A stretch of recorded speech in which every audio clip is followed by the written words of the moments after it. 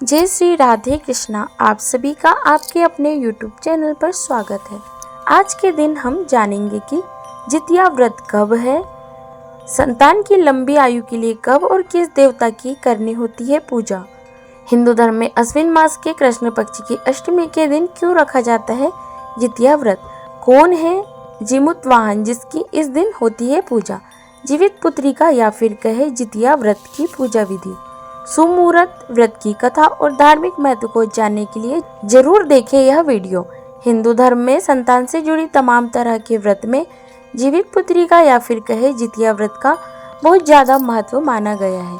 मान्यता है कि नहाए खाए से प्रारंभ होकर 3 दिनों तक चलने वाले इस व्रत को करने पर संतान की आयु बढ़ती है और वह सुखी जीवन जीता है। जितिया व्रत के दिन माताएं अपनी संतान के कल्याण की कामना के लिए उपवास करती है। आइए इस पावन व्रत की पूजा से लेकर पारण तक की पूरी विधि जानते हैं।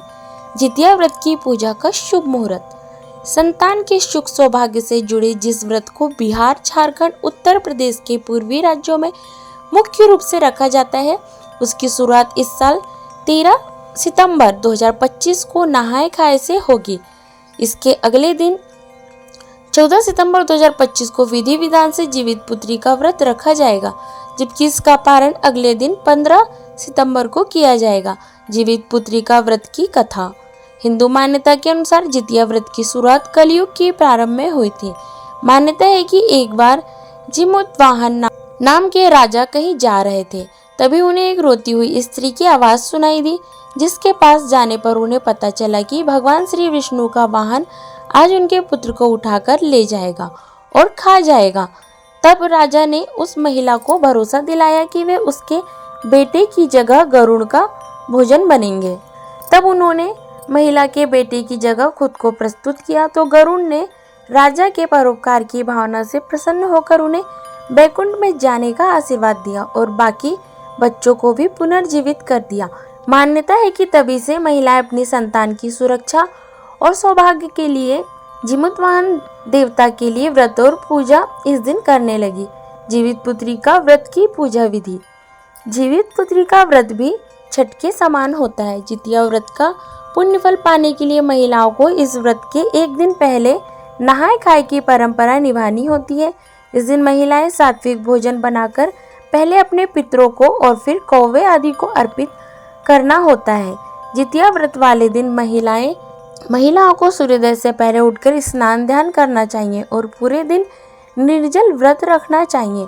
जितिया व्रत की पूजा करने के लिए घर के पवित्र स्थान पर मिट्टी और गोबर से लिपाई करके एक छोटा सा तालाब बना ले और वहां एक कुसा की मदद से भगवान जीमूत वाहन को स्थापित करें।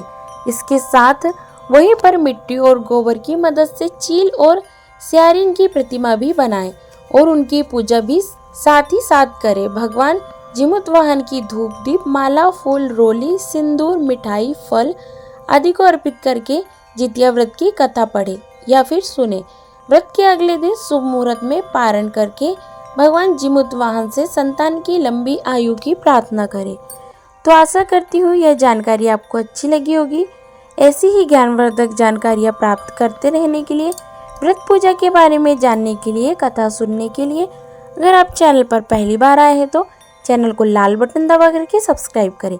साथ में बेल आइकन भी प्रेस करें ताकि मेरे वीडियो का नोटिफिकेशन आपको समय पर मिलता रहे। जय श्री राधे कृष्णा। धन्यवाद।